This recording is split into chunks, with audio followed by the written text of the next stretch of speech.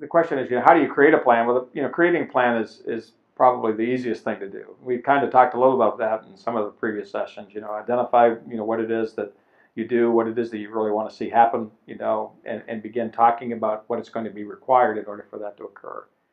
The other part of the whole process is measuring results. I think, the planning process is a bit circuitous. In other words, you start at a point. In our point, I have 8 little steps that I use in the planning process that have been used quite well and effectively with our clients. We start with, after we identify the components like the vision, the mission, and some of the needs that people are seeing that they feel like they'd like to talk about. After we've done that, which is preliminarily, then we start out, going through a process of what I call profiling, creating pictures of the ideal. We'll look at one specific thing and say, well, if this was perfect, what would it look like? So we really want to see the end result. We really want to talk about outcomes. And then after that, we do a process we call assessment. And essentially what we do is we take the profile of that particular area. We bring a group of people together, that may not have been a part of the original creation, the profile creation, but people that love the organization, and we ask them to help assess us. In other words, as it relates to this particular ideal, this is our goal, how do we look now?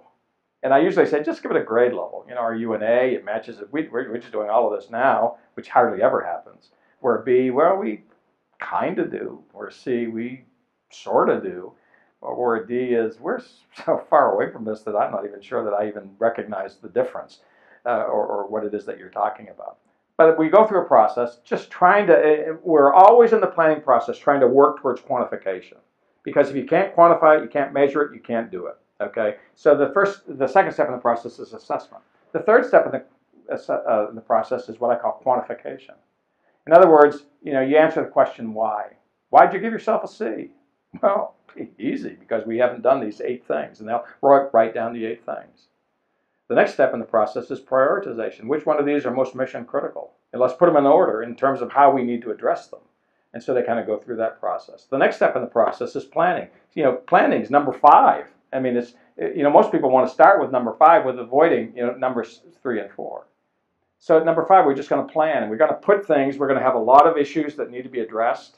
They need to be blended together based upon our available resources from the developmental side. I mean, how much are we realistically capable of doing and committing financially to these strategic initiatives and so forth? So that all has to be taken into consideration.